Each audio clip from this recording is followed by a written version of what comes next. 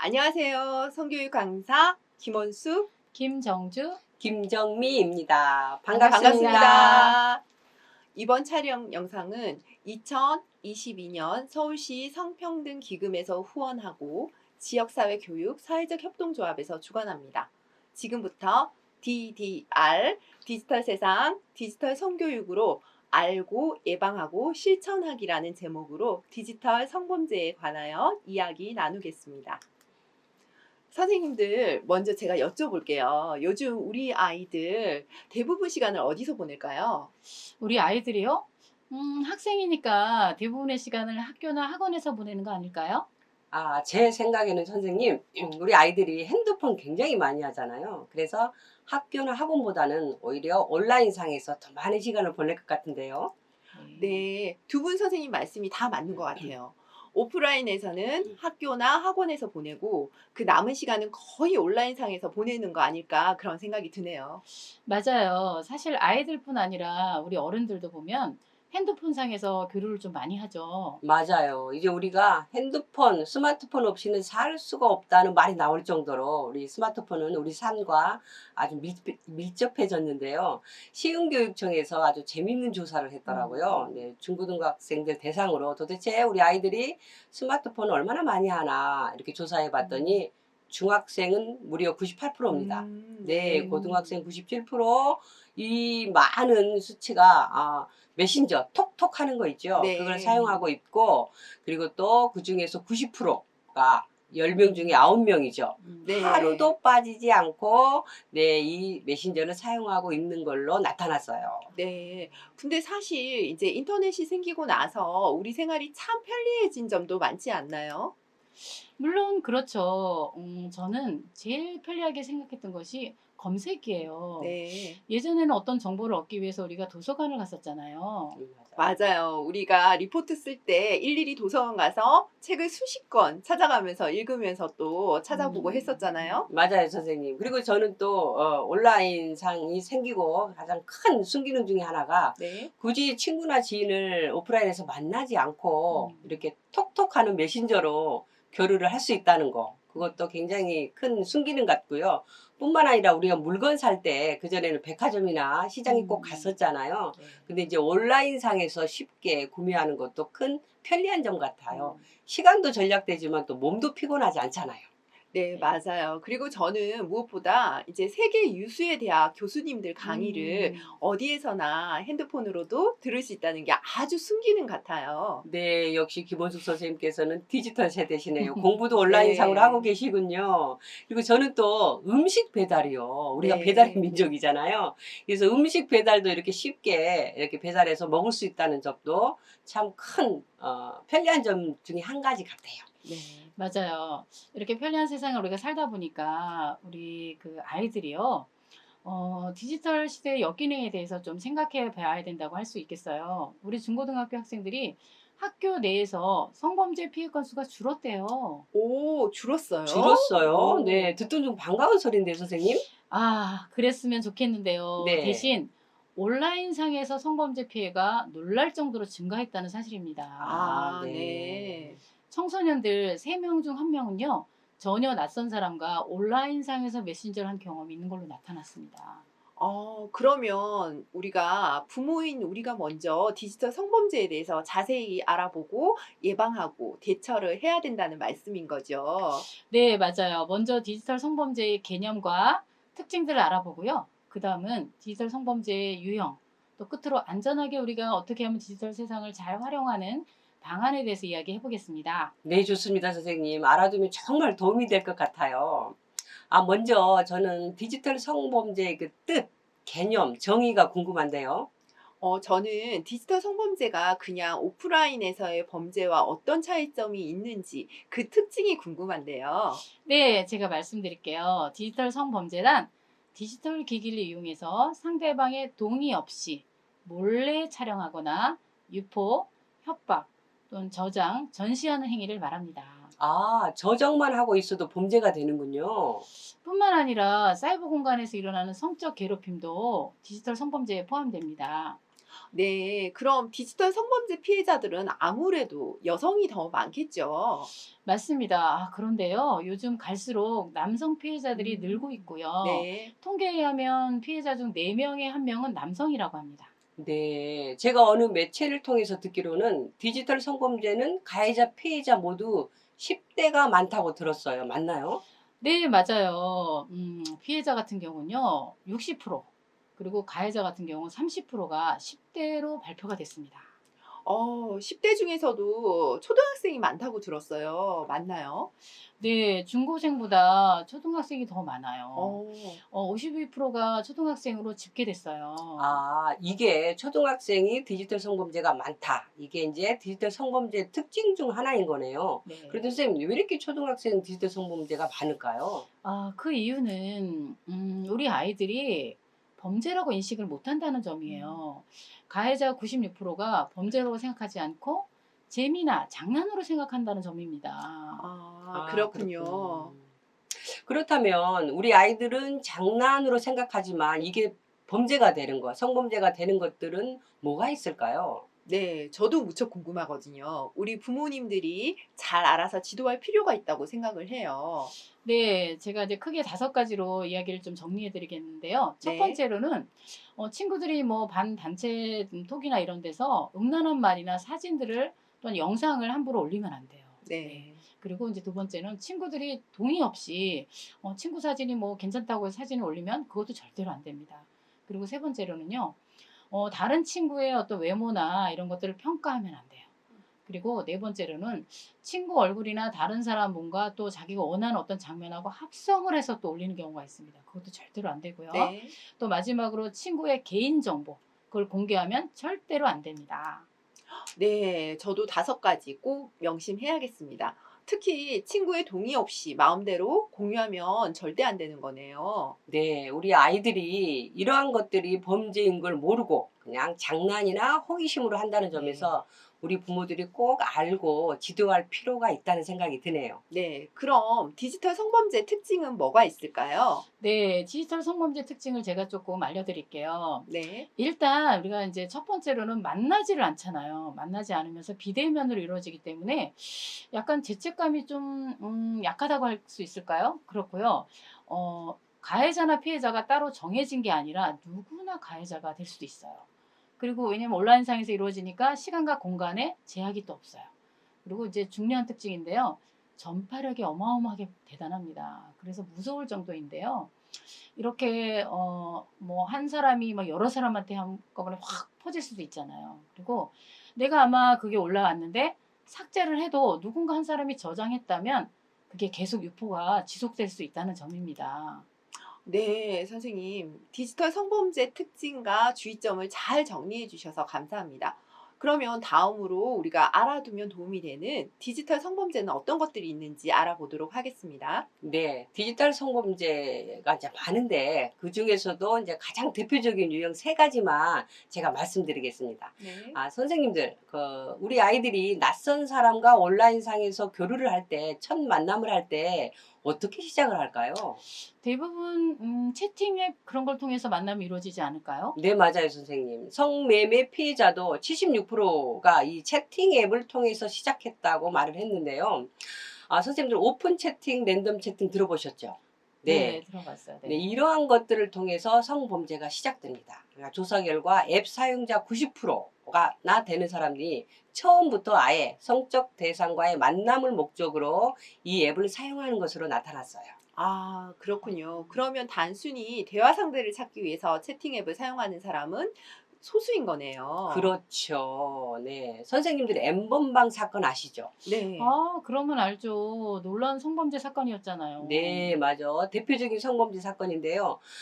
앱을 통해서 접속한 여성들에게 처음에는 알바하실래요? 라고 고액 알바를 음, 제공해 주는 것처럼 해서 접근을 음, 시도했어요. 네. 네. 그런 다음에는 이제 수위가 낮은 신체 일부 사진만 음, 찍어서 보내달라라고 요구를 했는데요.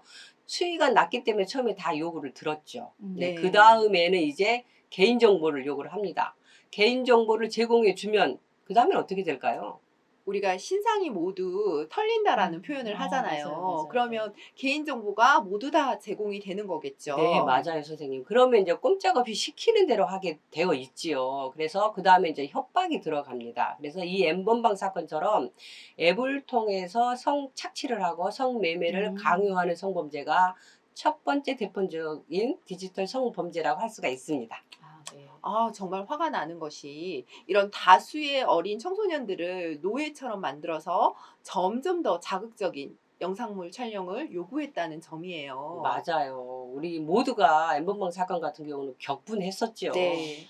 이런 범죄를 예방하기 위해서는 우리가 채팅 앱 사용을 조심해야 하는 것도 있지만 신상을 찍어서 보내는 행위라든가 특히나 정보 제공을 절대로 하면 안 되겠네요. 네, 맞습니다, 선생님. 네, 그러면 우리가 다음으로 두 번째로 우리가 알아두어야 할 디지털 성범죄는 뭐가 있을까요? 네, 이제 두 번째로는 이제 몸캠 피싱이라고 하는 성범죄인데요. 혹시 들어보셨나요?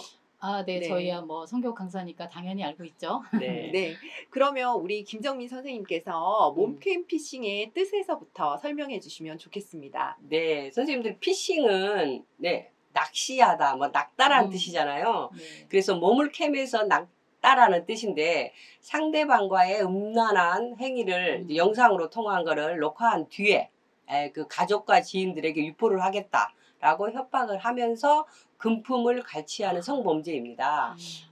가족과 지인들의 전화번호 알려주면 절대로 안 되는 거죠. 그렇죠. 네, 우리가 근데 직접적으로 물어보면 온라인상에서 만난 상대한테 대부분의 여성들은 안 가르쳐 주지 않나요? 안 가르쳐 주죠. 그렇기 때문에 이 몸캠 피싱의 가해자들은 이런 수법을 씁니다. 화상 채팅을 하다가 목소리가 잘 안 들려. 이 앱 줄 테니까 이 앱 한번 깔아봐. 그럼 목소리 잘 들릴 네. 거야. 네, 그래서 다 속는 거죠. 그래서 앱을 까는 순간 피해자의 핸드폰에 저장된 모든 주소록이 가해자에게도 넘어가게 되는 거죠. 와, 그 다음에는 이제 협박에 들어가겠네요. 네, 맞습니다. 와, 그러면 채팅 앱을 상대가 깔라고 제공하는 앱 함부로 깔면 절대 안 되겠네요. 맞아요, 선생님. 그 예방법에 대해서 선생님이 아주 중요한 부분을 말씀해 주셨는데요. 몸캠 피싱 성범죄 예방법 중에 가장 중요한 부분을 선생님께서 잘 말해 주셨어요. 네. 이게 예방법을 이제 세 가지로 설명하자면 첫 번째로는 SNS 상에서 친구 추가를 함부로 하면 안 되겠죠. 네. 그리고 두 번째는 음란 행위를 요구하는 그 화상 채팅은 안 하는 게 좋습니다. 그리고 세 번째는 선생님이 말씀하셨듯이 상대가 이 앱 좀 깔아봐라고 주는 걸 절대로 깔면 안 되겠습니다. 아, 네. 몸캠 피싱 예방법 세 가지 잘 알았습니다. 그러면 마지막으로 세 번째로 우리가 알아야 될 디지털 성범죄는 뭘까요? 네, 바로 이거예요. 선생님들 잘 아실 텐데 그루밍, 디지털 그루밍이라는 성범죄예요. 선생님들 그루밍이라는 뜻이 뭔지 아시죠? 네. 원어로 보면 이게 쓰다듬다, 길들이다 그런 뜻 아닌가요? 네, 저도 그렇게 알고 있습니다. 구름은 마부라는 뜻으로요. 구루밍은 뭐 마부가 이렇게 말을 빗질하며 뭐 잘 다듬어 주는 것에서 유래된 용어라고 알고 있습니다. 네, 맞아요, 선생님. 역시 선생님들은 훌륭한 성교육 강사세요. 네, 온라인 그루밍이란 이제 가해자가 피해자를 길들여서 그러니까 신뢰를 얻고 친밀감을 형성한 다음에 이제 성범죄를 자행하는 성범죄를 뜻합니다. 그러면 그루밍이란 뜻에서도 알 수 있듯이 정신적으로 성숙하지 않은 미성년자를 대상으로 많이 발생을 하겠는데요. 네, 그래서 첫 번째로 대상자로 물색할 때 가해자들이 쓰담쓰담 해주면 이렇게 넘어올 것 같은 미성년자나 가출 청소년들을 상대로 접근을 이제 시도를 하죠. 네. 이제 그런 다음에는 이제 칭찬해주고 말을 잘 들어주고 공감해줍니다. 네. 그러면 누군가 내 말을 잘 들어주고 공감해 준다면 마음문이 열리잖아요. 그렇죠. 열리죠. 그런 다음에는 이제 또 상대가 좋아하는 우리 아이들이 좋아할 만한 것들에 많은 선물 공세를 하는 거죠. 네, 그럼 관계가 더 친밀해지겠죠. 그럼 아이들 입장에서는 참 친절하고 든든한 내 편이 생겼다 이런 생각이 들겠군요. 맞습니다. 이제 그런 다음에는 이제 개인적으로 뭘 가르쳐 주겠다. 그래서 같이 시간을 보내자, 여행을 가자 하면서 다른 사람과의 관계를 절단시켜요. 고립을 시킵니다. 그렇다면 가해자에 대한 의존도가 더 높아지겠군요. 그렇겠죠. 바로 그걸 노리는 거죠. 근데 그 다음 단계는 이제 자연스럽게 스킨십을 요구하면서 성적 관계를 만들죠. 그러면서 협박과 해유를 거듭하면서 계속 성적 관계를 유지하는 성범죄입니다. 네. 이게 그루밍 성범죄 같은 경우는 시간을 두고 우리 아이들이 길들여졌기 때문에 네. 피해자는 피해자인 줄 모르고 합의나 동의에 의해 이루어졌다고 생각을 하기 때문에 가해자들의 형사처벌을 면하는 경우가 참 많다고 해요. 정말 그렇겠네요. 사춘기 자녀는 참 부모님들이 많은 관심을 주고 사랑으로 지켜주는 것이 최고의 예방법 같아요. 네. 그런 의미에서 이제 마지막으로 부모와 자녀가 함께 만들어가는 안전한 디지털 세상에 대해서 알아볼까요? 네, 좋습니다. 네, 그럼 마지막으로 함께 만들어가는 안전한 디지털 세상이라는 주제로 말씀을 더 나누었으면 합니다. 자녀와 함께 만들어가는 안전한 디지털 세상을 위해 부모들이 실천할 수 있는 실천 방안은 무엇이 있을까요? 네, 일단 부모님들이 이제 아이들하고 집에서 대화를 잘 해야 되겠죠. 대화를 잘하고 또 친해져야 됩니다. 가장 중요한 것은 아이들에게 평소 관계가 안 좋다가 그 아이가 어떤 문제가 있을 때 엄마한테 말을 하진 않을 거 아니에요. 그러니까 네. 평소 관계도 좋아야지만 이런 이야기도 솔직하게 나눌 수 있어야 된다고 생각합니다. 네, 맞습니다. 그리고 두 번째는 이제 경계가 굉장히 중요해요. 네. 그래서 우리 자녀들에게 경계를 알려주고 상대를 존중해 줄 수 있는 실천 방안을 제시해 주는 것도 중요합니다. 선생님, 그런데요, 우리가 경계 알려주기라는 말이 생소하게 들리시는 분도 많으실 것 같아요. 선생님께서 어떤 의미인지, 경계가 어떤 의미인지 설명해 주시면 좋겠습니다. 네, 경계란 쉽게 말해서 사람과 사람 그 사이에 넘어서는 안 되는 선을 말하는데요. 성교육에서 가장 중요한 부분이거든요. 그러니까 선을 동의 없이 넘을 경우에는 이제 그게 성폭력, 성범죄가 될 수 있기 때문에 이 부분에 대해서 우리 부모님들이 자녀와 함께 꼭 이야기를 나누었으면 좋겠습니다. 네, 이제 경계에 대한 의미는 알겠는데요. 그러면 사람과의 관계에서 경계를 어떻게 나눌 수 있는지 좀 더 구체적으로 말씀해 주세요. 네, 이렇게 화면을 보시는 것처럼 이제 그 동그라미 안에 중심에 이제 뇌가 있다고 생각하고요. 우리가 이제 1부터 6까지 이제 숫자의 어떤 그런 것들이 있죠. 자, 점점점 나한테서 멀어지는데요. 일단 나를 함부로 아무도 만지지 못해. 그 정도는 1이겠죠. 그다음에 이 정도의 사람은 나를 껴안을 수 있고 또 부모님처럼 나를 사랑하는 사람이 될 수 있겠어요. 자, 그렇다면 3 정도는 어느 정도 될까요? 네, 그렇죠. 가볍게 뭐 안을 수 있는 정도? 내 생일에 초대할 수 있는 그런 친구나 그런 사람 정도겠죠? 네. 자, 뭐 4 정도의 거리는 어떨까요? 네. 우리 아니까 뭐 악수 정도 할 수 있는 그런 사람이라면 자, 5 정도는 어떨까요? 악수하기는 좀 불편해. 그냥 아는 사람이니까 손 흔들고 좀 인사하는 정도? 뭐 그런 사람이라고 될 수 있겠습니다. 네. 그렇다면 6 거리는 어떨까요? 내가 낯선 사람이라고 할 수가 있겠습니다. 네. 네. 그렇게 딱 설명을 해 주시니까 너무 쉽게 이해가 되는데요. 그러면 우리가 안전한 디지털 세상을 위해서 부모들이 실천할 수 있는 사항은 또 어떤 것들이 있을까요? 네, 세 번째로는 이제 에티켓 알려주는 게 매우 중요합니다. 네. 네, 우리가 일상생활에서도 에티켓이 있잖아요. 그렇듯이 이제 온라인상에서도 에티켓, 지켜야 될 온라인상의 에티켓을 알려주는 게 중요한데요. 네. 어쩌면 오프라인보다 온라인 에티켓이 더 중요한 것 같아요. 왜냐하면 온라인상에서는 익명성이 있으니까요.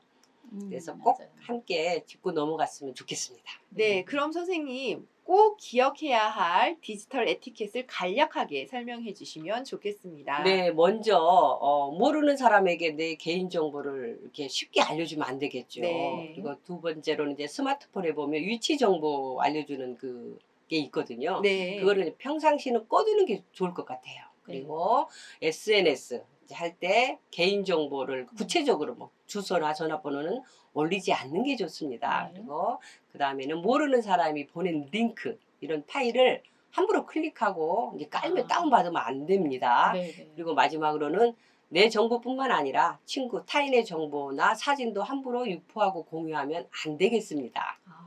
네. 네, 우리 디지털 에티켓 저도 명심하고 잘 지켜야겠습니다. 우리 김정주 선생님께서 또 어떤 실천 항목이 있을지 말씀해 주시죠. 네, 디지털 그 성범죄에 대해서 우리가 대처 방안을 좀 말씀드리겠네요. 자, 여기 두 분 선생님께 질문 하나 드려볼게요. 네. 게임에 이렇게 사용하는데 사용가는 연령대에 대한 표시가 있었잖아요. 거기 전체 이용가 게임은 안전할까요? 글쎄요, 저는 전체 이용가라고 등급이 정해진 건 괜찮지 않을까 싶은데요. 전체 이용가 게임이라도 채팅 공간에서 불건전한 사람이 막 욕을 하거나 이런 메시지를 보낼 때 그런 거에 노출이 될 수가 있어요. 아, 네. 어린 자녀들이 그런 경험을 많이 하더라고요. 네. 그럴 때 차단하거나 신고를 해야 되는데 아이들이 대처하기가 쉽지 않아요. 아, 그렇군요. 그러면 만약에 이런 디지털 성범죄가 발생을 했다. 그러면 어떻게 해야 할까요? 네, 그런 일이 일어나면 안 되겠지만 혹시 만약에 나에게 디지털 성범죄가 발생했다면 일단 피해 내용이 담긴 파일이나 자료 있죠. 그거는 절대 네. 삭제하지 마시고 보관해 두시는 게 좋고요. 보관한 네. 다음에 전문기관에 신고를 해야 하겠죠. 이제 대표적인 어, 전문 신고 기관은 국번 없어요. 네. 1366. 네. 여성 긴급 전화로 하시면 되겠습니다. 기억해 두시면 좋을 것 같아요. 1366. 네. 네, 여성 긴급 전화 1366. 어렵지 않네요. 저도 꼭 기억하겠습니다. 그리고 또 무엇보다 우리 자녀들에게 비판적 태도, 일단 아이들이 올바른 가치관을 가질 수 있도록 길러주는 것도 굉장히 중요합니다. 네. 그렇죠. 아이들이 뭐 온라인에서 뭐 보여지는 모든 정보가 다 옳지는 않거든요. 그렇죠. 그것들을 볼 때 정말 우리가 무조건 무비판적으로 받아들인 것이 아니라 제대로 알고 잘못된 건 잘못됐구나 알 수 있는 미디어 리터러시 능력을 우리가 기를 수 있도록 돕는 것이 부모의 역할이라고 할 수 있습니다. 네, 맞습니다. 우리가 비판적 사고력을 키워주는 게 중요하다는 말씀에 너무너무 공감이 가는데요. 네. 그럼 아이들이 많이 사용하는 온라인 게임이요. 게임에는 또 어떤 문제가 있을까요? 네, 게임 아이들 참 좋아하죠. 그리고 많이 하죠. 네. 온라인 게임은 워낙 많은 사람들이 접속하기 때문에 많은 문제들이 발생하는데요. 대표적인 건 이제 게임을 할 때에도 게임 상대를 성적 대상화를 삼는다거나 그러면서 그 안에서 이루어지는 그러니까 이제 상호작용에 있어서 성차별이나 네. 성역할 고정관념을 심어주는 말들 그리고 네. 이제 더 나아가서는 성희롱이나 성범죄가 일어날 수도 있고요. 그리고 특정 계층을 비하하거나 혐오하는 그런 표현이 오고 갈 수가 있지요. 아, 맞아요. 그렇겠군요. 그러면 우리 아이들이 하는 온라인 게임도 관심을 가지고 살펴봐야겠네요. 그러면 우리가 부모로서 비판적 사고를 돕기 위해서 질문도 굉장히 중요할 것 같아요.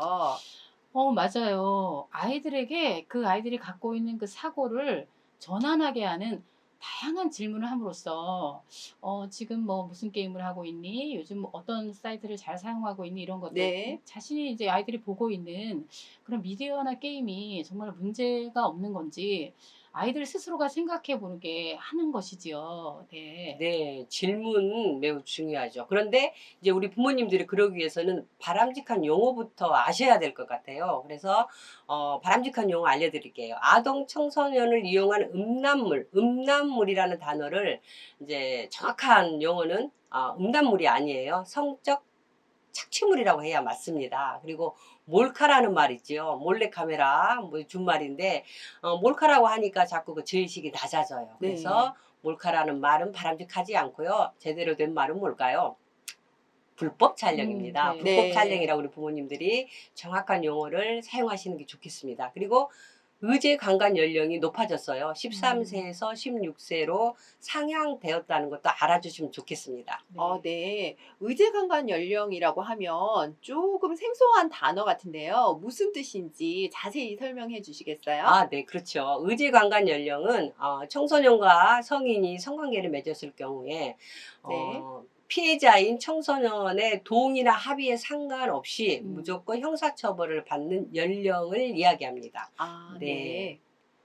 그래서 이제 13세에서 16세로 이제 상향됐기 때문에 16세 이하 청소년과 성인이 성관계를 맺었을 경우에는 합의와 동의와 아무 상관없이 형사처벌을 받게 됩니다. 오, 중요한 내용이네요. 네. 그리고 우리 청소년 착취물에 관한 처벌도 강화되었다면서요. 네, 맞아요. 이제부터는 이제 벌금형은 사라졌고요. 네. 구입, 소지, 자기가 시청만 해도 1년 이상의 징역을 처벌받습니다.